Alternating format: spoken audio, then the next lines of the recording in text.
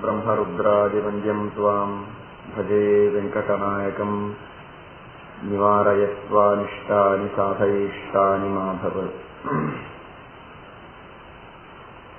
ಶ್ರೀಮದ್ಭಾಗವತದಲ್ಲಿ ಬರುವ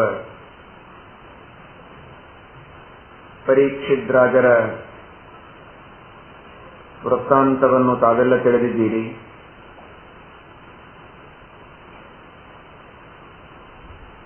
ಪರೀಕ್ಷಿತ ಬೇಟೆಗೆ ಹೋದಾಗ ಮಧ್ಯಾಹ್ನದ ಬಿಸಿಲಿನಿಂದ ಬಾಯಾರಿ ಶಮೀಕರ್ಷಗಳ ಆಶ್ರಮಕ್ಕೆ ಬರ್ತಾನೆ. ಸತ್ತ ಹಾವನ್ನು ಕೊರಳಲ್ಲಿ ಹಾಕ್ತಾನೆ. ಎಷ್ಟು ಬಾರಿ ನೀರು ಕೇಳಿದರೂ ಎದ್ದು ನೀರು ಕೊಡಲಿಲ್ಲ. ಢೋಂಗಿ ತಪಸ್ಸನ್ನು ಮಾಡ್ತಾ ಇದ್ದಾರೆ ಅಂತ ತಪ್ಪು ತಿಳಿದು ಅವರ ಕೊರಳಿಗೆ ಹಾವು ಹಾಕಿದ. ತಪ್ಪು ತಿಳುವಳಿಕೆಯಿಂದ ಆಗುವ ಅನರ್ಥಗಳು ಬಹಳ.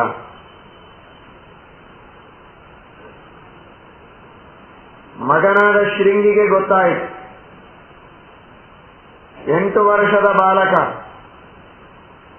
ಆದರೆ ಗಾಯತ್ರಿ ಮಂತ್ರದ ಸಿದ್ಧಿಯನ್ನು ಪಡೆದುಕೊಂಡಂತಹ ಬಾಲಕ ಅವನು. ಅದಕ್ಕಾಗಿಯೇ ಅವನ ಹೆಸರು ಶೃಂಗಿ ಅಂತ. ಶೃಂಗ ಅಂದ್ರೆ ಕೋಡು. ವ್ಯವಹಾರದಲ್ಲಿ ಮಾತನಾಡುವಾಗ ಹೇಳ್ತೇವೆ, ಬಹಳ ದೊಡ್ಡಸ್ತನ ತೋರಿಸ್ತಾ ಇದ್ರೆ ನಿನಗೇನು ಕೋಡು ಬಂದದೇನೋ ಅಂತ ಕೇಳ್ತಾರೆ. ಕೋಡು ಮೂಡ್ಯಾವೇನೋ ತಲೆ ಮೇಲೆ ಅಂತ. ಅಂದ್ರೆ ಯಾವುದಾದ್ರೂ ದೊಡ್ಡಸ್ತಿಕೆ ಇದ್ರೆ ಕೋಡು ಬಂದಂತೆ. ಜಗತ್ತಿನೊಳಗೆ ಉಳಿದ ಯಾವ ವ್ಯಕ್ತಿಗೂ ಇಲ್ಲದ ಕೋಡು ಇವರಿಗೆ ಬಂದಿತ್ತು. ಚಿಕ್ಕ ವಯಸ್ಸಿನಲ್ಲಿಯೇ ಪರೀಕ್ಷಿತರಂತಹ ಮಹಾಭಗವದ್ಭಕ್ತನಾದ ರಾಜ ಅಪರೋಕ್ಷ ಜ್ಞಾನವನ್ನು ಹೊಂದಿ ಸಾಧನೆಯನ್ನ ಮುಗಿಸಿ ಕೊನೆಯ ಹಂತದೊಳಗೆ ಇದ್ದವನು. ಅಂತಹ ಮಹಾನುಭಾವರಾದ ಪರೀಕ್ಷಿತನಿಗೂ 7ನೇ ದಿವಸಕ್ಕೆ ತಕ್ಷಕ ಕಚ್ಚಿ ಸಾಯಬೇಕು ಅಂತ ಶಾಪ ಕೊಟ್ರೆ ಪರೀಕ್ಷಿತನಂತಹ ಮಹಾರಾಜನು ಸತ್ತೋದ. ಎಂತೆಂತಹ ಭಾರಿ ಭಾರಿ ಋಷಿಗಳಿದ್ದರೂ ಕೂಡ ಈ ಒಬ್ಬ ತಪಸ್ವಿ ಆಡಿದ ಮಾತನ್ನು ಅವರು ಬದಲಾಯಿಸಲಿಕ್ಕೆ ಹೋಗಲಿಲ್ಲ. ಅಂದ್ರೆ ಇವನೊಳಗಿರುವ ತಪಸ್ಸಾಮರ್ಥ್ಯ ಏನು, ಅಥವಾ ಎಲ್ಲ ತಪಸ್ವಿಗಳಿಗೆ ಎಷ್ಟು ಪ್ರೀತಿ ಪಾತ್ರನಾಗಿದ್ದ ಅಂತ ಗೊತ್ತಾಗತ್ತೆ. ಅದೇ ಇವನಿಗೆ ಬಂದ ಒಂದು ಕೋಡು. ಅದಕ್ಕಾಗಿಯೇ ಅವನಿಗೆ ಹೆಸರು ಶೃಂಗಿ ಅಂತ. ಕೋಡು ಮೂಡಿತ್ತವನಿಗೆ. ಆದರೆ ಎಲ್ಲರನ್ನೂ ಮೀರಿಸುವಷ್ಟು ಕೋಡುಗಳಿದ್ದದ್ದು ದೇವರಿಗೆ. 4 ಶೃಂಗಾತ್ರಯೋ ಅಸ್ಯ ಪಾದಾ. ಭಾರೀ ಕೋಡುಗಳಿವೆ ಅವನಿಗೆ. ಅವನನ್ನು ಮೀರಿಸುವಂತಹ ಕೋಡು ಇನ್ಯಾರಿಗೂ ಬಂದಿಲ್ಲ. ಅಂತಹ ಜಗತ್ತನ್ನೇ ಮೀರಿಸುವ ಅತ್ಯದ್ಭುತವಾದ ಅತ್ಯಯೋ ಎಷ್ಟೇ ಕೇನಾಪಿನ ಕ್ವಾಪಿ. ಯಾವ ಪರಮಾತ್ಮನ ವಿಕಾರಗಳನ್ನು ಮುರಿಯುವುದಕ್ಕೆ ಅನಂತ ಕಾಲದೊಳಗೂ ಯಾರಿಗೂ ಸಾಧ್ಯ ಇಲ್ಲ. ಅಂಥವನಿಗೆ ಇರುವಷ್ಟು ಕೋಡುಗಳಂತೂ ಯಾರಿಗೂ ಬಂದಿಲ್ಲ. 4 ಅಲ್ಲ, 400 ಅಲ್ಲ, ಅನಂತ ಕೋಡುಗಳು ಭಗವಂತನಿಗಿದೆ. ಇದರ ಅರ್ಥ ವಿಕೃತವಾಗಿ ತೋರ್ತಾ ಇದ್ದಾನೆ ಅಂತ ತಾತ್ಪರ್ಯವಲ್ಲ, ಅಷ್ಟು ಸರ್ವೋತ್ತಮನಾಗಿದ್ದಾನೆ ಅಂತ ಇರಲಿ. ಅಂತಹ ಶೃಂಗಿಯ ಶಾಪದಿಂದ ತಕ್ಷಕ ಕಚ್ಚಿ ಸಾಯಬೇಕು. ತಕ್ಷಕ ಬರ್ತಾ ಇದ್ದಾನೆ. 7ನೇ ದಿವಸ ಈ ಕಡೆಗೆ ಕಾಶ್ಯಪ ಎಂಬ ಬ್ರಾಹ್ಮಣ ಬರ್ತಾ ಇದ್ದಾನೆ. ಕಾಶ್ಯಪನೆಂಬ ಬ್ರಾಹ್ಮಣನಿಗೆ ತಕ್ಷಕ ಬಂದು ಮಾತನಾಡುತ್ತಾನೆ. ನಾನು ಕಚ್ಚಿದರೆ ನಶಕ್ಯೋ ಅಭ್ಯಸತೇನಾಪಿ ಮಹಾಮಂತ್ರಾಯುತೈರತಿ. 10,000 ಮಂತ್ರಗಳನ್ನು ಹಾಕು. 100 ವರ್ಷ ನಿನ್ನ ಮಂತ್ರಗಳನ್ನ ಜಪ ಮಾಡು. ನನ್ನ ವಿಷವನ್ನ ಪರಿಹಾರ ಮಾಡ್ಲಿಕ್ಕೆ ಸಾಧ್ಯ ಇಲ್ಲ. ನಿನಗೆ ಶಕ್ತಿ ಇದ್ರೆ ತೋರಿಸು ಅಂತ ಒಂದು ಗಿಡವನ್ನ ಕಚ್ಚುತ್ತಾನೆ. ಗಿಡ ಸುಟ್ಟು ಬೂದಿ ಆಗ್ತದೆ. ಗಿಡದ ಮೇಲೆ ಒಬ್ಬ ಕುಳಿತಿರ್ತಾನೆ, ಅವನೂ ಸುಟ್ಟು ಬೂದಿ ಆಗ್ತಾನೆ. ಈಗ ನಿನಗೆ ಶಕ್ತಿ ಇದ್ರೆ ಬದುಕಿಸು ಅಂತ ಇವನು ತನ್ನ ಮಂತ್ರ ಪ್ರಭಾವದಿಂದ ಗಿಡವನ್ನೂ ಬದುಕಿಸಿದ. ಗಿಡದ ಮೇಲೆ ಕುಳಿತ ಒಬ್ಬ ಕಟ್ಟಿಗೆ ಒಡೆಯುವ ವ್ಯಕ್ತಿಯನ್ನೂ ಬದುಕಿಸಿದ. ಆಗ ಇವನಿಗೆ ಗಾಬರಿಯಾಯಿತು ತಕ್ಷಣ. ಹಾಗಾದರೆ ಬರೀ ಗಿಡವನ್ನಲ್ಲ, ಮಾನವನನ್ನೂ ಬದುಕಿಸ್ತಾನೆ ಅಂದ್ರೆ ಪರೀಕ್ಷಿತನನ್ನು ಇವನು ಬದುಕಿಸ್ತಾನೆ. ಹಾಗಾದ್ರೆ ಏನ್ ಮಾಡಬೇಕು? ನನ್ನ ಉದ್ದೇಶ ಸಿದ್ಧ ಮಾಡಿಕೊಳ್ಳಬೇಕಾದರೆ ಒಂದೇ ಒಂದು ಉಪಾಯ. ಇವನಿಗೆ ಹೇಳಿದ, ನಿನಗೆ ಪರೀಕ್ಷಿತ ಏನು ಹಣ ಕೊಡಬಹುದು ಅಂತ ಅನಿಸಿದೆ, ನಿನ್ನ ಅಂದಾಜೇನು? ಅದರ 2 ಪಟ್ಟು ಹಣ ಕೊಡ್ತೇನೆ, ತೆಗೆದುಕೊಂಡು ವಾಪಸ್ಸು. ಇವನು ವಿಚಾರ ಮಾಡಿದ ಕಾಶ್ಯಪ. ಅಲ್ಪಾಯುಷಂ ನೃಪಂ ಮತ್ವಾ ಜ್ಞಾನದೃಷ್ಟಿಯಾತ ಕಾಶ್ಯಪ. ಆಲೋಚನೆ ಮಾಡಿದ, ದೇವರ ಸಂಕಲ್ಪ ನೋಡಿದರೆ ಇನ್ನು ಇವನ ಆಯುಷ್ಯ ಬಹಳ ಉಳಿದಿಲ್ಲ, ಇವತ್ತೇ ಇವನ ಕೊನೆಯ ದಿನ. ಭಗವಂತನ ಸಂಕಲ್ಪಕ್ಕೆ ವಿರುದ್ಧವಾಗಿ ನಾನು ಪ್ರಯತ್ನ ಮಾಡುವುದಾದರೂ ಏನಿದೆ ಅಂತ ಇವನು ಉದಾಸೀನಾಗಿ ಅವನು ಕೊಟ್ಟ ಹಣ ಆದರೂ ಕೊಡ್ತಾನೆ, ನನ್ನ ಮಕ್ಕಳು ಮೊಮ್ಮಕ್ಕಳು ಉಪಜೀವನ ಆಗ್ತದೆ ಅಂತ ಹೇಳಿ ತಗೊಂಡು ಹೋಗಿಬಿಟ್ಟ. ಕೇವಲ ದುಡ್ಡಿನ ಆಶೆಗೆ ಹೋಗಿಲ್ಲ, ಅದನ್ನು ಎಚ್ಚರದಿಂದ ತಿಳಿಯಿರಿ.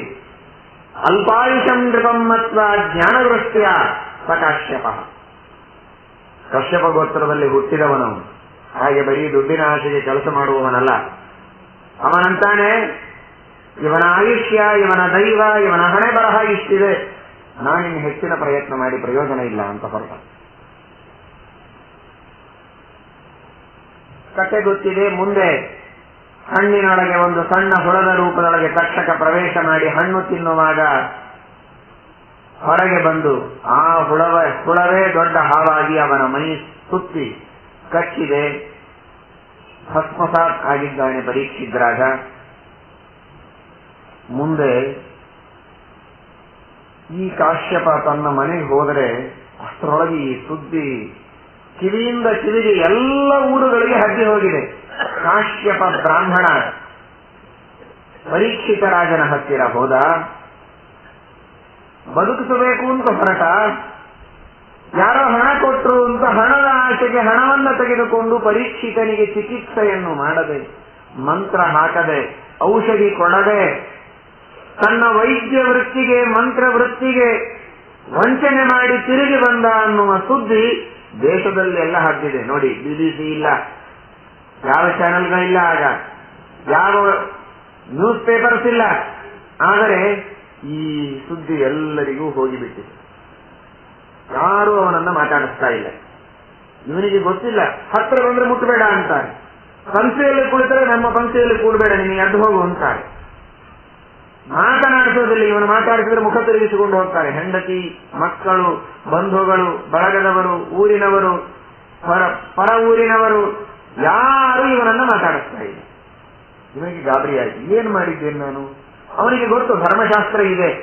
ಬ್ರಹ್ಮಹತ್ಯ ಮಾಡಿದರೆ, ಮದ್ಯಪಾನ ಮಾಡಿದರೆ, ಬಂಗಾರ ಬೆಳ್ಳಿ ಕಳ್ಳತನ ಮಾಡಿದರೆ, ದುಷ್ಟ ಸ್ತ್ರೀ ಸಂಘ ಮಾಡಿದರೆ, ಗುರುತಲ್ಪ ಗಮನ ಮಾಡಿದರೆ, ಅಥವಾ ಇಂತಹ ಪಾತಕಿಗಳ ಜೊತೆಗೆ ಸಂಘ ಮಾಡಿದರೆ, ಅವರ ಜೊತೆಗೆ ವ್ಯವಹಾರ ಮಾಡಿದರೆ ಸಾಕು, ಈ 5 ಜನರನ್ನು ಕೂಡ ಬಹಿಷ್ಕಾರ ಹಾಕಬೇಕು ಅಂತ ಇದೆ, ದೂರ ಇಡಬೇಕು ಅಂತ ಇದೆ.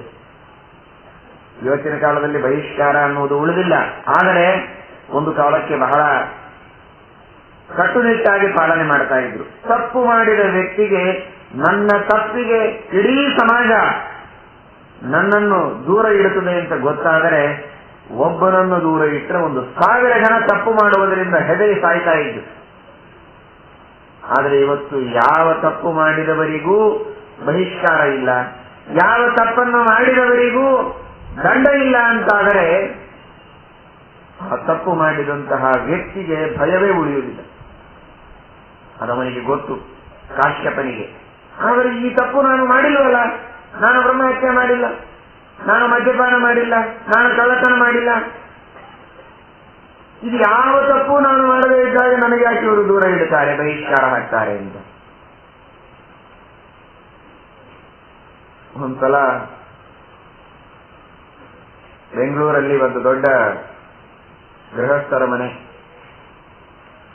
ಸತ್ಯಜ್ಞಾನ ತೀರ್ಥ ಶ್ರೀಪಾದಂಗಳವರು ಪೂಜೆಗೆ ಇದ್ದಾರೆ. ಪೂಜೆಯಾಗುವ ಸಂದರ್ಭದೊಳಗೆ ಯಾವ ಯಜಮಾನನ ಮನೆಯಲ್ಲಿ ಪೂಜೆ ಇತ್ತೋ ಆ ಯಜಮಾನ ಬಹಳ ದೊಡ್ಡ, ಮೈಸೂರು ಮಹಾರಾಜರ ಕಾಲದಲ್ಲಿ ಆ ಸ್ಥಾನದೊಳಗೆ ದೊಡ್ಡ ಅಧಿಕಾರದೊಳಗಿದ್ದವರು. ಅವರೇನೋ ಒಂದು ತಪ್ಪು ಮಾಡಿದರು. ಅವರನ್ನ ಹಿಡಿದು ಹೊರಗೆ ತಂದು ಬಹಿಷ್ಕಾರ ಹಾಕಿಬಿಡಿ ಅಂತ ಹೇಳಿದರು. ಅವರ ಮನೆಯಲ್ಲೇ ಪೂಜೆ ಇತ್ತು, ಅವರಿಗೆ ಮನೆಯೊಳಗೆ ಪ್ರವೇಶ ಮಾಡಲಿಲ್ಲ, ಅವ್ರನ್ನ ಹಿಡಿದು ಹೊರಗೆ ಹಾಕಿಬಿಟ್ರು.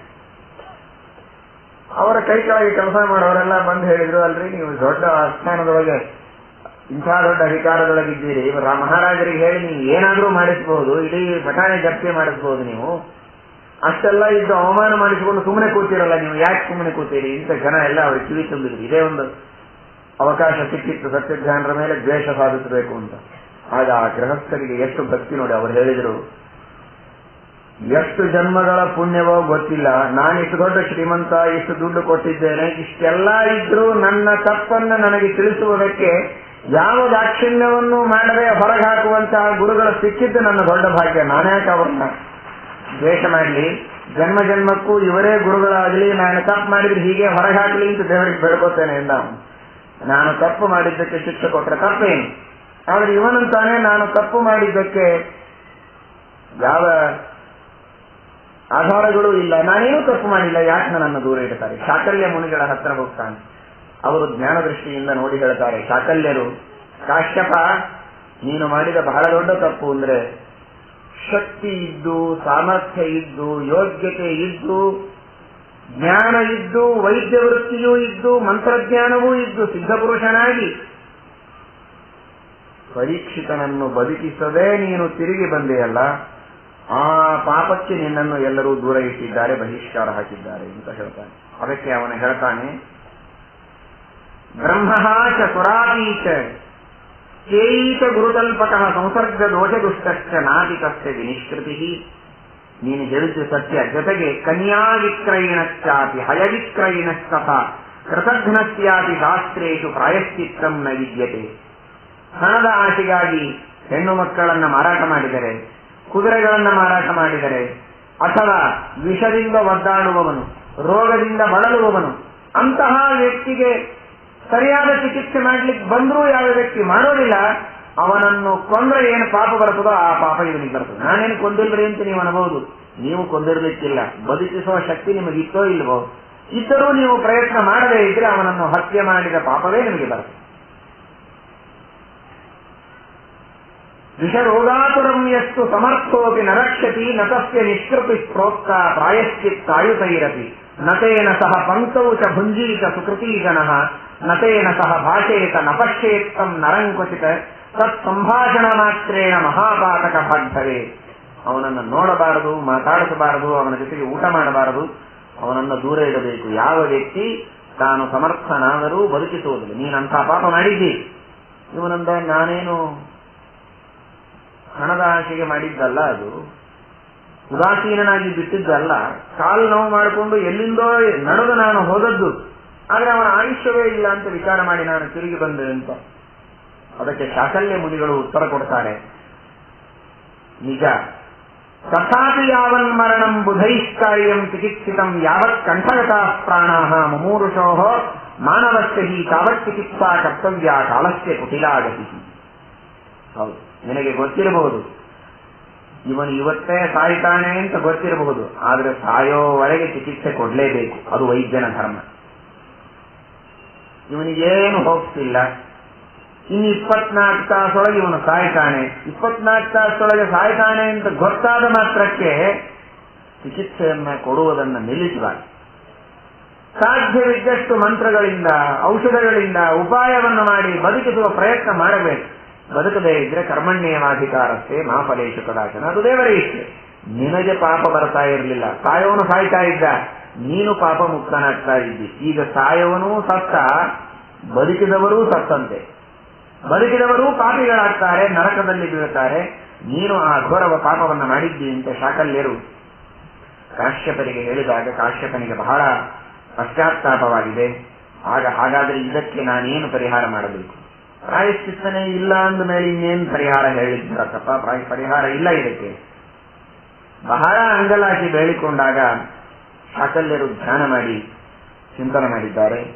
ಚಿಂತನೆ ಮಾಡಿ ಅವರು ಹೇಳ್ತಾರೆ, ನಿನಗೆ ಇದಕ್ಕಿರುವ ಒಂದೇ ಒಂದು ಉಪಾಯ ಅಂದ್ರೆ ಅದು ವೆಂಕಟಾಚಲದಲ್ಲಿರುವಂತಹ ಸ್ವಾಮಿ ಪುಷ್ಕರಣಿ ತೀರ್ಥದಲ್ಲಿ ಸ್ನಾನ ಮಾಡಿ ಅಲ್ಲಿರುವಂತಹ ವರಾಹದೇವರ, ವೆಂಕಟೇಶ ದೇವರ ದರ್ಶನವನ್ನು ಮಾಡಿ ನೀನು ತಪಸ್ಸು ಮಾಡಿ ಪರಮಾತ್ಮನ ಅನುಗ್ರಹವನ್ನು ಪಡೆದರೆ ಮಾತ್ರ ಇಂತಹ ದೊಡ್ಡ ಪಾಪದಿಂದ ನೀನು ಮುಕ್ತಿಯನ್ನು ಪಡೆಯಬಹುದು, ಇಲ್ಲದೆ ಇದ್ರೆ ಸಾಧ್ಯವಿಲ್ಲ ಅಂತ ಹೇಳ್ತಾರೆ. ನೋಡಿ, ಇವತ್ತು ನಾವೆಲ್ಲ ವೆಂಕಟಾಚಲಕ್ಕೆ ಹೋಗುವಾಗ, ಸ್ವಾಮಿ ಪುಷ್ಕರಣಿಯಲ್ಲಿ ನೀಯುವಾಗ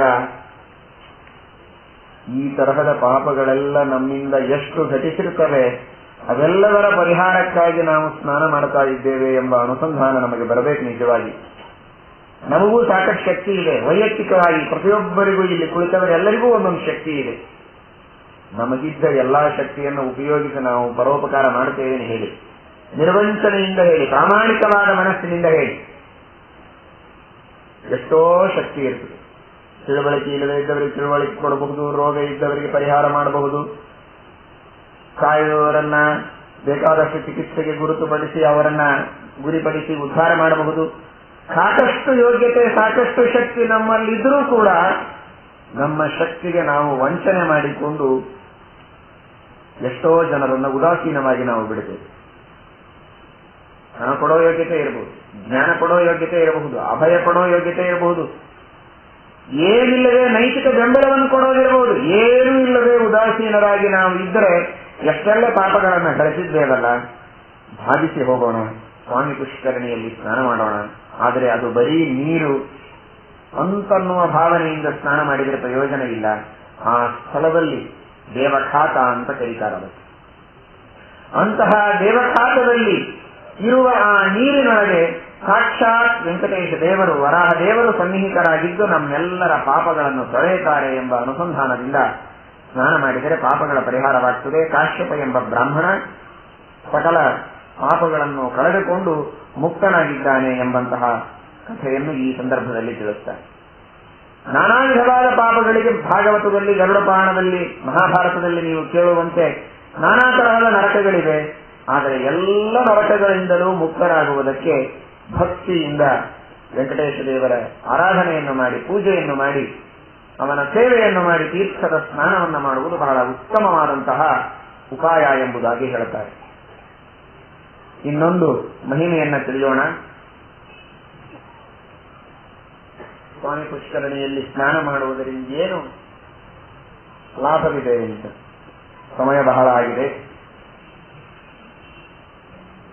ನಂದ ಅಂತ ಒಬ್ಬ ರಾಜ, ಆ ಸೋಮವಂಶದಲ್ಲಿ ಹುಟ್ಟಿದ ನಂದನೆಂಬ ರಾಜನ ಮಗ ಧರ್ಮಗುಪ್ತ ಅಂತ ಹೆಸರು. ಹೆಸರಿಗೆ ತಕ್ಕಂತೆ ಪರಮ ಧಾರ್ಮಿಕನಾದ ರಾಜ. ಅವನು ಮಾಡದಿರುವ ದಾನವೇ ಇಲ್ಲ, ಮಾಡದಿರುವ ಯಜ್ಞ ಇಲ್ಲ. ಯಾವಾಗಲೂ ಯಜ್ಞ, ಯಾಗ, ದಾನ, ಧರ್ಮ, ಪೂಜಾ, ಪಾಠ, ಪ್ರವಚನ, ಇಂತಹ ಧಾರ್ಮಿಕ. ತಂದೆ ಮಗನಿಗೆ ರಾಜ್ಯವನ್ನ ಒಪ್ಪಿಸಿ ಹೋದ ಮೇಲೆ ಧರ್ಮಗುಪ್ತ ರಾಜ್ಯವನ್ನ ಆಡ್ತಾ ಒಂದು ದಿವಸ ಬೇಟೆಗೆ ಹೋಗಿದ್ದ. ದಟ್ಟ ಅರಣ್ಯ, ಕಗ್ಗತ್ತಲು, ಮನೆಗೆ ಹೋಗುವುದು, ರಾಜ್ಯಕ್ಕೆ ಹೋಗುವುದು ಕಷ್ಟ ಅನಿಸ್ತು. ಅಲ್ಲಿ ಉಳಿಯುವುದು ಬಹಳ ಭಯಾನಕವಾಗಿತ್ತು. ಒಂದು ಗಿಡದ ಮೇಲೆ ಏರಿ ಕುಳಿತ. ಗಿಡದ ಮೇಲೆ ಏರಿದರೆ ಯಾವ ಹಿಂಸ್ರಪಟ್ಟುಗಳ ಕಾಟ ಇಲ್ಲ ಅಂತ. ಆದರೆ ಊರು ಬಿಟ್ಟು ಬೇರೂರಿಗೆ ಹೋದರೆ ಪ್ರಾರಬ್ಧವು ಬೇರಾದೀತೆ. ಇವನು ಗಿಡದ ಮೇಲೆ ಹಚ್ಚಿ ಕುಳಿತರೆ ಯಾವುದೋ ಒಂದು ಕರಡಿಯನ್ನು ಸಿಂಹ ಹಚ್ಚಿಸಿಕೊಂಡು ಬರ್ತಾ ಇದೆ. ಕರಡಿ ಗಿಡವನ್ನು ಹಚ್ಚಿಬಿಟ್ಟು, ಯಾಕೆಂದ್ರೆ ಸಿಂಹಕ್ಕೆ ಗಿಡ ಹಚ್ಚಲಿಕ್ಕೆ ಬರುವುದಿಲ್ಲ. ಕರಡಿ ಗಿಡ ಹಚ್ಚಿದೆ. ಕರಡಿ ಗಿಡ ಹಚ್ಚಿದ ಕ್ಷಣಕ್ಕೆ ಇವನಿಗೆ ಗಾಬರಿ ಆಯಿತು. ಆದರೆ ಕರಡಿ ಮಾತಾಡ್ತಾ ಇದೆ.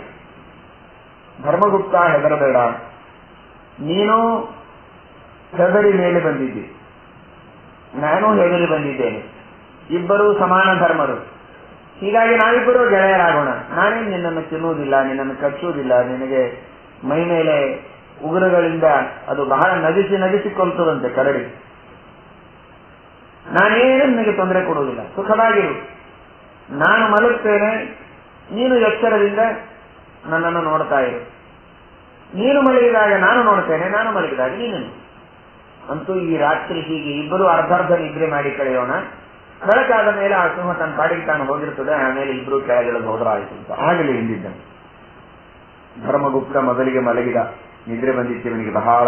ಓಡಾಡಿ ರಾಜನಿಗೆ ಸಿಂಹ ಹೇಳುತ್ತದೆ ಇವನಿಗೆ ನಿದ್ರೆ ಹಚ್ಚಿದ ಮೇಲೆ, ಕರಡಿಗೆ ಅವನು ತಗೊಂಡು ಏನ್ ಮಾಡ್ತೀಯ, ಅವನನ್ನು ನುಗ್ಗಿಸ್ಬಿಡು ಕೆಳಗೆ. ನಿದ್ದೆ ಹಚ್ಚಿದೆ ಅವನಿಗೆ, ನಿನ್ನನ್ನು ಬಿಟ್ಟು ಬಿಡ್ತೇನೆ ನಾನು, ಅವನನ್ನು ತಿಂದು ಹೋಗ್ತೇನೆ, ನನಗೇನ್ ಬೇಕಾಗಿದೆ, ಹೊಟ್ಟೆ ತುಂಬಿದ್ರೆ ಸಾಕು. ಕರಡಿ ಆದರೇನು, ರಾಜನಾದರೇನು, ಇನ್ನೂ ರಾಜನ ಮಾಂಸ ಚೆನ್ನಾಗಿರ್ತದೆ. ದಿವಸ ಬೇಕಾದಷ್ಟು ಭಕ್ಷ್ಯಗಳನ್ನು ಮಾಡಿಕೊಂಡು ತಿಂದು ಮೈ ಚೂಟಿದರೆ ಕೆಲವು ಅರ್ಚಕರಿಗೆ ಬೈತಿರ್ತಾರೆ ಜನ, ಮೈ ಸುಟ್ಟಿದ್ರೆ ಪಂಚಾಮೃತ ಬರ್ತದಂತೆ, ರಕ್ತ ಬರೋದಿಲ್ಲ ಅಂತ ಅಂತಾರೆ ಅನ್ನೋ ಜನ. ಪಾಪ ಅರ್ಚಕರಿಗಿರೋ ಕಷ್ಟ ಅವ್ರಿಗೇನು ಗೊತ್ತಾಗುತ್ತೆ. ಅಷ್ಟು ನಿಷ್ಠೆಯಿಂದ ಪೂಜೆಯನ್ನು ಮಾಡಬೇಕಾಗಿದ್ರೆ ಅವರಿಗೆ ಎಷ್ಟು ಕಷ್ಟವಾಗಿರ್ತದೆ ಅನ್ನೋದು ಅವರಿಗೆ ಗೊತ್ತು. ಆದ್ರೆ ನೋಡೋರಿಗೆ ಹಾಗೆ ಅನಿಸ್ತದೆ, ಇವರು ಬರೀ ಪಂಚಾಮೃತ ಕುಡಿತಾರೆ ಅಂತ ಅನಿಸ್ತಿರ್ತದೆ. ಹಾಗೆ ಸಿಂಹ ಅಂತದೆ, ರಾಜ ಅಂದ್ರೆ ಬೇಕಾದಷ್ಟು ಪಂಚಭಕ್ಷ ಪರಮಾನ್ನಗಳನ್ನ ತಿಂದು ತಿಂದು ಮೈ ತುಂಬಿಕೊಂಡು ಮಾಂಸ ಬೆಳೆಸಿಕೊಂಡಿದ್ದಾನೆ, ನುಗ್ಗಿಸೋಣನ್ನ ಅಂತ ಸಾಧ್ಯ ಇಲ್ಲ ಅಂತದೆ. ಕರಡಿ ಹೇಳುತ್ತದೆ, ಸರ್ವಥಾ ಸಾಧ್ಯ ಇಲ್ಲ.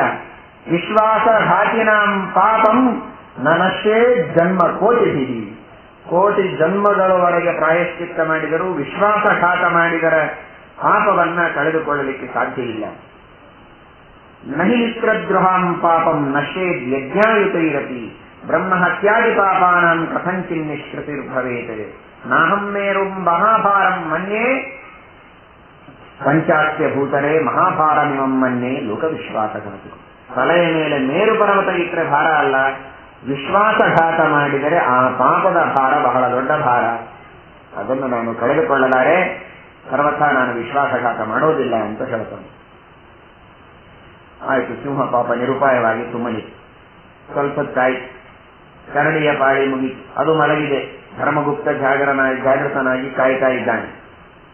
ಕರಡಿಗೆ ನಿದ್ದೆ ಹಚ್ಚಿದ ಮೇಲೆ ಅದೇ ಮಾತನ್ನು ಧರ್ಮಗುಪ್ತನಿಗೆ ಹೇಳುತ್ತದೆ ಸಿಂಹ. ಆ ಕರಡಿಯನ್ನು ಕೆಳಗೆ ಹಾಕಿಬಿಡು, ನಾ ತಿಂದು ಹೋಗ್ಬಿಡ್ತೇನೆ, ನೀನು ಸುಖವಾಗಿರುವಂತೆ. ಇವನು ವಿಚಾರನೂ ಮಾಡಲಿಲ್ಲ. ಓಹೋ, ನಾನು ಹಾಕಿದ್ರೆ ಒಳ್ಳೆಯದಾಗತ್ತೋ ಇಲ್ವೋ, ಪಾಪ ಇಷ್ಟೊತ್ತು ನನ್ನನ್ನು ರಕ್ಷಣೆ ಮಾಡಿದೆ, ಏನು ವಿಚಾರ ಮಾಡಲಿ. ನೋಡಿದ್ರೆ ಹೆಸರು ಧರ್ಮಗುಪ್ತ, ದೊಡ್ಡ ರಾಜ. ಆದರೆ ಏನೋ ಮಾನವ ಸಹಜವಾದಂತಹ ದುಷ್ಟ ಸ್ವಭಾವ, ಪೂರ್ವಜನ್ಮದ ಕರ್ಮವೋ ಏನೋ ಅವನಿಗೆ ಆ ಹೊತ್ತಿಗೆ ಕೆಟ್ಟ ವಿಚಾರ ಬಂದಿದೆ. ಕರಡಿಯನ್ನು ಕೆಳಗೆ ನುಗ್ಗಿಸಿದ್ದಾನೆ. ಆದರೆ ಕರಡಿ ಬೀಳಲಿಲ್ಲ. ಅದು ಅಲ್ಲಿಯೇ ಗಿಡವನ್ನು ಹಿಡಿದುಕೊಂಡು ಮತ್ತೆ ಮೇಲೆ ಏರಿದೆ. ಎದ್ದು ಹೇಳುತ್ತದೆ ಕರಡಿ, ಮೂರ್ಖ, ನಾನು ಕರಡಿಯಲ್ಲ, ನೀನು ಕುರುಡು ಅಂದ. ನಾನೊಬ್ಬ ಋಷಿ, ನನ್ನ ಹೆಸರು ಧ್ಯಾನಕಾಷ್ಠ ಅಂತ. ಯಾವಾಗಲೂ ಧ್ಯಾನವನ್ನ ಮಾಡ್ತಾ, ಭಗವಂತನ ಚಿಂತನವನ್ನು ಮಾಡ್ತಾ, ನಾವು ಋಷಿಗಳಾಗಿ ಕುಳಿತರೆ ಜನ ಮತ್ತೆ ಮಾತಾಡಿಸೋದಕ್ಕೆ ಬರ್ತಾರೆ, ಏನೋ ಕಷ್ಟ ಹೇಳ್ಕೊಳ್ಳೋದಕ್ಕೆ ಬರ್ತಾರೆ, ಏನೋ ಪ್ರಶ್ನೆ ಅಂತಾರೆ, ಏನೇನೋ ಕೇಳ್ತಾರೆ, ಸಮಯವನ್ನು ವ್ಯರ್ಥ ಮಾಡ್ತಾರೆ. ಅದಕ್ಕೆ ನಾನು ಬೇರೆ ಬೇರೆ ವೇಷಗಳನ್ನು ಧಾರಣ ಮಾಡಿ ಜನರಿಗೆ ಗೊತ್ತಾಗದಂತೆ ತಪಸ್ಸು ಮಾಡುವ ಮುನಿ. ನಾನು ಕರಡಿಯಲ್ಲ, ನೀನು ಮೂರ್ಖ ಇದ್ದಿ. ನನ್ನಂತಹ ಋಷಿಯನ್ನ ಅರ್ಥ ಮಾಡಿಕೊಳ್ಳದೆ ನೀನು ಕೆಳಗೆ ಬೀಳಿಸುವ ಪ್ರಯತ್ನ ಮಾಡಿದಿ. ಆದ್ರೆ ನಾನೇನು ಬೀಳಲಿಲ್ಲ, ನೀನು ಮಾತ್ರ ಮಾಡಿದ್ದು ತಪ್ಪು, ಅಪರಾಧ, ವಿಶ್ವಾಸಘಾತ ಮಾಡಿ. ನನಗೇನಾಗಲಿಲ್ಲ ಅನ್ನೋ ವಿಷಯ ಬೇರೆ, ಆದರೆ ನನಗೆ ಹಾನಿ ಮಾಡುವ ಪ್ರಯತ್ನ ನೀನು ಮಾಡಿದೆಯಲ್ಲ, ಅದೇ ನಿನ್ನ ದೊಡ್ಡ ಪಾಪ. ಬೈತಾ ಇದ್ದಾನೆ. ಆದ್ದರಿಂದ ಇವತ್ತಿನಿಂದ ನೀನು ಹುಚ್ಚನಾಗಿ ಹೋಗು ಅಂತ ಶಾಪ ಕೊಟ್ಟು. ತಿಳುವಳಿಕೆ ಇಲ್ಲದೆ ಕೆಲಸ ಮಾಡಿದ್ದಿ. ವಿಶ್ವಾಸಘಾತ ಮಾಡುವವರು ಯಾರು? ಬುದ್ಧಿ ಇಲ್ಲದೆ ಇದ್ದವರು, ತಿಳುವಳಿಕೆ ಇಲ್ಲದೆ ಇದ್ದವರು ಮಾಡ್ತಾರೆ. ತಿಳುವಳಿಕೆ ಇಲ್ಲದವರು ಮಾಡುವ ಕೆಲಸ ಮಾಡಿದ್ದೀಲ್ಲ. ತಿಳುವಳಿಕೆ ಇಲ್ಲದಂತೆ ಬುದ್ಧಿಭ್ರಂಶ ಹೊಂದಿ ಹುಚ್ಚನಾಗಿ, ಉನ್ಮತ್ತನಾಗಿ, ತಿಳುವಳಿಕೆ ಇಲ್ಲದೆ ಅಲದಾಡುವಂತ ಶಾಪ ಕೊಟ್ಟಿದ್ದಾರೆ. ಇವನು ಗಾಬರಿಯಾದ. ಆದರೆ ಬೇರೆ ಉಪಾಯ ಇರಲಿಲ್ಲ. ಆಮೇಲೆ ಕೆಳಗೆ ಬಂದು ಹೇಳ್ತಾರೆ ಆ ಸಿಂಹಕ್ಕೆ, ಸಿಂಹ, ನೀನು ಸಿಂಹ ಅಲ್ಲ, ನಾನು ಧ್ಯಾನ ಮಾಡುವುದಕ್ಕೆ ಏಕಾಂತ ಬೇಕು ಅಂತ ಬೇರೆ ಬೇರೆ ವೇಷವನ್ನು ನಾನು ಧಾರಣ ಮಾಡಿದ್ದೇನೆ. ನೀನ್ಯಾರು ಗೊತ್ತೇ? ನೀನೊಬ್ಬ ಕುಬೇರನ ಸಚಿವನಿ, ಆ ಕುಬೇರನ ಸೇವಕ, ಕುಬೇರನ ಮಂತ್ರಿ. ಆದರೆ ಒಂದು ಸಲ ಗೌತಮ ಋಷಿಗಳ ಆಶ್ರಮದ ಪರಿಸರದೊಳಗೆ ನಿನ್ನ ಹೆಂಡತಿಯ ಜೊತೆಗೆ ವಿವಸ್ತ್ರನಾಗಿ ನೀನು ವಿಹಾರ ಮಾಡ್ತಾ ಇದ್ದಿ. ಗೌತಮರು ತಮ್ಮ ಕಾಲ ಸಂಧ್ಯಾಕಾಲವಾಯಿತು ಅಂತ ಆಶ್ರಮದಿಂದ ಹೊರಗೆ ಬಂದಾಗ ಈ ದೃಶ್ಯವನ್ನು ನೋಡಿ ಸಿಟ್ಟಿನಿಂದ ನಿನಗೆ ಸಿಂಹ ಆಗುವಂತ ಶಾಪ ಕೊಟ್ಟು. ದೊಡ್ಡವರ ಆಶ್ರಮದಲ್ಲಿ ಯಾವ ರೀತಿಯಾಗಿ ವರ್ತನೆ ಮಾಡಬೇಕು ಅಂತ ತಿಳಿಯದೆ ವಿವಸ್ತ್ರರಾಗಿ ಇದ್ದಾಗ ಹಿಂದೆ ನಾರದರು ಹೇಗೆ ನಲಕೂಬರ ಮಣಿಗ್ರೀವರಿಗೆ ವೃಕ್ಷಗಳಾಗಿ ಅಂತ ಶಾಪ ಕೊಟ್ಟರೋ ವಿವಸ್ತ್ರರಾಗಿ ಸ್ನಾನ ಮಾಡಿದ್ದಕ್ಕೆ, ಹಾಗೆ ಗೌತಮರು ಈ ಭದ್ರನೆಂಬಂತಹ ಕುಬೇರನ ಸಚಿವನಿಗೆ ಶಾಪ ಕೊಡ್ತಾರೆ. ವಿವಸ್ತ್ರನಾಗಿ ನೀನು ವಿಹಾರ ಮಾಡ್ತಾ ಇದ್ದಿ, ಇದು ಲೋಕ ಮರ್ಯಾದೆಯನ್ನು ಮೀರಿ ಮಾಡುವಂತಹ ಕೆಲಸ. ದೊಡ್ಡವರ ಸೇವಕರಾಗಿ ಇಷ್ಟೂ ತಿಳುವಳಿಕೆ ನಿನಗಿಲ್ಲ, ಹಾಗಾದರೆ ವಿವಸ್ತ್ರವಾಗಿ ಓಡಾಡುವ ವ್ಯಕ್ತಿಗಳು ಯಾವುವು? ಪಶುಗಳು. ಹಾಗಾದ್ರೆ ಪಶುವಾಗಿ, ಪ್ರಾಣಿಯಾಗಿ, ಸಿಂಹವಾಗಿ ಹುಟ್ಟು ಅಂತ ಶಾಪ ಕೊಟ್ಟಿದ್ದಾರೆ. ಅದಕ್ಕೆ ನೀನು ಸಿಂಹನಾಗಿದ್ದಿ. ಗೊತ್ತಾಯಿತೆ? ನೀನು ನಿಜವಾಗಿ ಸಿಂಹ ಅಲ್ಲ. ನಿನ್ನ ವ್ಯಕ್ತಿತ್ವವನ್ನು ತಿಳಿದುಕೋ, ನಿನ್ನ ಸಾಧನೆಯನ್ನು ನೀನು ಮಾಡಿಕೋ. ಕಂಡವರನ್ನ ತಿಂದು ಮಾಡಿದ ಪಾಪಕ್ಕೆ ಸಿಂಹನಾಗಿದ್ದಿ. ಮತ್ತೂ ಪಾಪಗಳನ್ನ ಮಾಡಿ ನರಮಾಂಸ ಭಕ್ಷಣ ಮಾಡಿ ಜೀವನವನ್ನ ವ್ಯರ್ಥ ಮಾಡಿಕೊಳ್ಳಬೇಡ, ಸಾಧನೆ ಮಾಡಿಕೊ ಅಂತ ಉಪದೇಶ ಮಾಡಿದಾಗ ಅವನು ಶ್ರೇಷ್ಠವಾದ ಯಕ್ಷ ರೂಪವನ್ನು ತೆಗೆದುಕೊಂಡು ತನ್ನ ಲೋಕಕ್ಕೆ ಹೋಗಿದ್ದಾನೆ. ಜಾತಿ ಅಂದ್ರೆ ಜ್ಞಾನಕಾಷ್ಠೇನ ಸಂವಾದ ರಕ್ಷರೂಪೇಣ ತಯ್ಯದ ತದಾ ನಿರ್ಭೂಯ ಸಿಂಹತ್ವಂ ಯಕ್ಷರೂಪಮವಾಪ್ಸತಿ. ಗೌತಮರು ಶಾಪ ಕೊಟ್ಟಾಗ ಇವನು ಪ್ರಾರ್ಥನೆ ಮಾಡ್ತಾನೆ, ಉದ್ಧಾರ ಮಾಡಿ ಅಂತ. ಗೌತಮರು ಈ ಮಾತನ್ನು ಹೇಳಿರ್ತಾರೆ. ಜ್ಞಾನಕಾಷ್ಠ ಎಂಬ ಋಷಿ ಕರಡಿಯಾಗಿ ಬಂದಾಗ ಅವನ ಜೊತೆಗೆ ನಿನಗೆ ಸಂವಾದವಾಗುತ್ತೆ. ಆ ಸಂವಾದವಾದಾಗ ನಿನಗೆ ಈ ಸಿಂಹ ಜನ್ಮದಿಂದ ಮೋಕ್ಷ ಇದೆ ಅಂತ ನನಗೆ ಅವರು ಹೇಳಿದ್ರು ಅಂತ ಸದ್ಧರ್ಮ ತೀರ್ಥರು ಹೇಳಿದ ಮಾತು ನೆನಪಾಗ್ತದೆ. ಪಾತಕಂ ತದತಿಹಂ ಉರುಗಾಯವಾದ. ಷಷ್ಠಸ್ಕಂಧಕ್ಕೆ ವ್ಯಾಖ್ಯಾನ ಮಾಡುವಾಗ ಹೇಳ್ತಾರೆ, ಉರುಗಾಯವಾದ ಪರಮಾತ್ಮನನ್ನ ವರ್ಣನೆ ಮಾಡುವುದು ಅಲ್ಲ. ಸತ್ಯಧರ್ಮರು ಮತ್ತೊಂದು ಅರ್ಥ ಹೇಳ್ತಾರೆ, ಉರುಗಾಯೈಹಿ ಸಹ ಸಂವಾದ. ಭಗವಂತನ ಜ್ಞಾನಿಗಳ ಜೊತೆಗೆ ಸಂಭಾಷಣೆ ಮಾಡಿದರೆ ಸಾಕಂತೆ ಮಾಡಿದ ಪಾತಕಗಳೆಲ್ಲ ನಾಶವಾಗಿ ಹೋಗ್ತವಂತೆ. ಹಾಗೆ ಗೌತಮರು ಹೇಳ್ತಾರೆ, ನಿನ್ನ ಪಾಪಕ್ಕೆ ನೀನು ಮಾಡಿಕೊಳ್ಳುವ ಪ್ರಾಯಶ್ಚಿತ್ತ ಇನ್ನೇನಲ್ಲ, ಜ್ಞಾನಕಾಷ್ಠ ಎಂಬ ಋಷಿಗಳ ಜೊತೆಗೆ ಸಂಭಾಷಣೆ ಮಾಡೋ ಮಾತ್ರದಿಂದ ನಿನಗೆ ಸಿಂಹಜನ್ಮದಿಂದ ಮುಕ್ತಿಯಾಗಿದೆ. ಆ ಕಾಲ ಇವತ್ತು ಬಂದಿದೆ. ನೀವು ಅನುಗ್ರಹ ಮಾಡಿ ನನ್ನ ಜೊತೆಗೆ ಮಾತನಾಡಿಸಿದ್ದೀರಿ. ದರ್ಶನ ಸ್ಪರ್ಶನಾಲಾಪೈಹಿ ಭವಂತ ಪುಣ್ಯದಾಯಕ. ನಿಮ್ಮ ಜೊತೆಗೆ ಮಾತನಾಡಿದ್ದೇ ನನ್ನ ಭಾಗ್ಯ, ನನ್ನ ಉದ್ಧಾರವಾಯಿತು ಅಂತ ಅವನು ಮುಕ್ತಿಯನ್ನು ಹೊಂದಿದ. ಆದರೆ ಇವನು ಹುಚ್ಚನಾದ ರಾಜ. ಸಿಂಹಕ್ಕೆ ಮುಕ್ತಿಯಾಯಿತು, ಕರಡಿಯಂತೂ ಅದು ಋಷಿ. ಆದರೆ ಈ ರಾಜ ಮಾತ್ರ ಹುಚ್ಚನಾಗಿ ಅಲದಾಡುತ್ತಾ ಇದ್ದಾನೆ. ಆಗ ಅವನ ತಂದೆ ನಂದರಾಜ ರೇವಾತೀರದಲ್ಲಿ ತಪಸ್ಸು ಮಾಡ್ತಾ ಇದ್ದ. ಅವನ ಹತ್ರ ಎಲ್ಲ ಮಂತ್ರಿಗಳು ಕರೆದುಕೊಂಡು ಹೋಗಿ ಈ ಮಗನನ್ನು ಒಗಿತಾರೆ. ನಿಮ್ಮ ಮಗ ಹುಚ್ಚಾಗ ನೋಡ್ರಿ, ಏನ್ ಮಾಡ್ತೀವಿ, ಹೇಗೆ ರಾಜ್ಯವನ್ನ ನಾವು ನೋಡಿಕೊಳ್ಳಬೇಕು ಅಂತ ಕೇಳಿದಾಗ ಜೈಮಿನಿ ಋಷಿಗಳ ಹತ್ರ ಬರ್ತಾನೆ. ಜೈಮಿನಿಂ ಕರ್ಮಮೀಮಾಂಸ ಕರ್ತಾರ ಮಕರೋತ್ಪ್ರಭು. ಜಗತ್ತಿನೊಳಗಿನ ಕರ್ಮಶಾಸ್ತ್ರದ ಮೂಲ ರೂವಾರಿ ಅಂತನಿಸಿಕೊಂಡ ಮಹಾನುಭಾವರು ಜೈಮಿನಿ ಋಷಿಗಳು. ಯಾವ ಕರ್ಮಗಳನ್ನು ಹೇಗೆ ಮಾಡಬೇಕು, ಪ್ರಾಯಶ್ಚಿತ್ತ ಹೇಗೆ, ಯಜ್ಞ ಹೇಗೆ, ಯಾಗ ಹೇಗೆ, ಎಲ್ಲವನ್ನೂ ತಿಳಿಸುವ ಮಹಾನುಭಾವರು. ಅಲ್ಲೇ ಹೋದ ಅವನು.